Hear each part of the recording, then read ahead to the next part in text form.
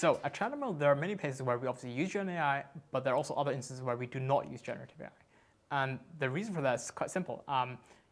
There are a wide range of algorithms, and obviously LLMs over the last couple of years are an important part of that toolkit, but actually they aren't the only toolkit you have access to. So where we do use LLMs are things like unsupervised learning to make sense of data and group data together. Also, in supervised learning use cases, we can also use LLMs specifically for things like aspect-based sentiment analysis. So where we're trying to jointly predict both the theme and the sentiment a particular topic in a single customer feedback response is talking about.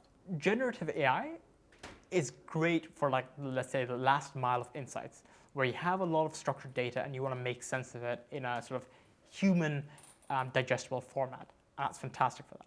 However, where GenAI is not very useful is for things like quantification. GenAI is not very useful at sort of saying, oh, let me aggregate the data and tell you that 82% of the customers were complaining about. And what I mean with that is GenAI by itself, where you just shove in a lot of responses and ask GenAI to do that kind of analysis, doesn't work very well. But GenAI combined with other analytic tools can do that. Similarly, for general insights where you just give it sort of essentially hundreds of responses or thousands of responses and ask for some summary, isn't always very useful because it doesn't do that in a representative way. So once again, for large-scale summarization, is not very useful either. And finally, related to quantification, aggregation is also something that you don't want to rely on LLMs on specifically. You want to do that using more analytical methods.